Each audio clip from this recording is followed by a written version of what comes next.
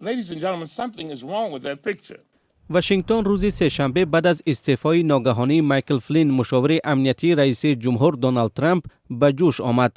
ولی بعد از اقرار کاخ سفید که خود دونالد ترامپ از این پیش از صحبت‌های تلفنی مایکل فلین با روسیه خبر داشت، یک بار آتش گرفت. کاخ سفید رئیس جمهور و گروه خرد مشاوران بلندپایه را آگاه کرد. شورای کاخ سفید مسئله را دید و معین کرد که اینجا چیز غیر قانونی نیست، مسئله باوری است.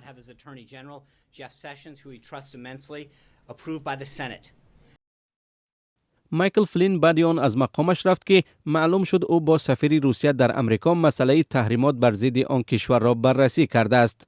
مایکل فلین همچنین درباره گفتگوهای تلفنیش با مایک پنس معاون رئیس جمهور دروغ گفته است. وزارت عدلیه هفته‌ها پیش به کاخ سفید هشدار داده است که مکالمه تلفنی با سفیر سرگئی کسلیاک ممکن است او را در برابر تهدید آسیب پذیر کند. فلین هنگام رفتن از رئیس جمهور و معاونش عذر خواسته است. ولی مسئله بزرگتر می شود. وکیلان امریکایی از جمله جمهوری خواهان روز سه‌شنبه خواستار تفتیش عمیق‌تر و دعوت مایکل فلین برای بازپرسی به کنگره شدند. حالا جنرال کیت کلوک مشاور امنیتی است، ولی ادمیرال رابرت هاور نامزد اساسی به این مقام مهم به حساب می رود.